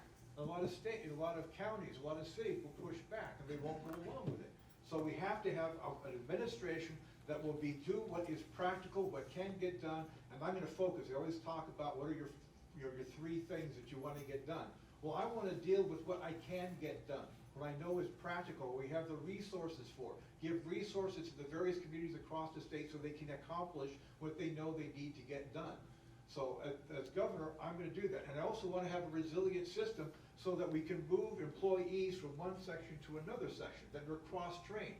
As a chef, I knew that I had to have people cross-trained. So if one person got sick, somebody else could jump in and fill in for them. So we need to have that in our administration too. Get people from one agency that can fill in another agency. Look at the disaster we had with the unemployment insurance when we had the COVID thing. So we need to have it so we can move resources where we need them, move people where we need them, so the whole administration can get done what needs to get done, and we don't just have people just locked in a little box. Peter Hall, Gov for All, look it up. Okay, you made it! You successfully got to the end. Thank you, thank you, thank you. You can actually clap for yourselves if you want. I will say thank you all for your attending. Thank you to the media. There are a couple of elected officials and candidates for office in the room, so stick around if you want to talk to them who aren't just governor candidates. AJ's standing right here, or sitting right here. So thank you all. Thank you to Virginia and the University Place Hotel as well, and be safe out there.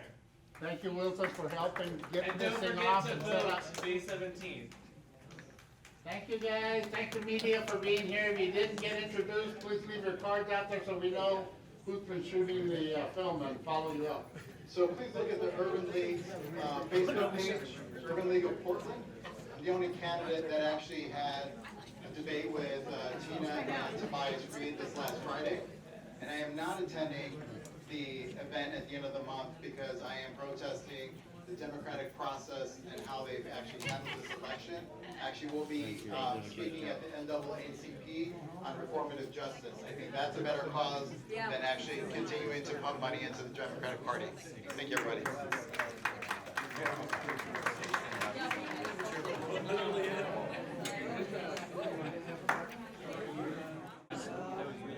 Thank you very much for your help. Oh, do you want my phone number instead? Would that be easier? I think so, yeah. Okay, let's hit the phone number. It's gonna be First time I ever thought I was on TV, so it's Yeah, sure. 503 383 383 9693. 9693. Yes. And 693. Just 503 383 9693. What's the name for that?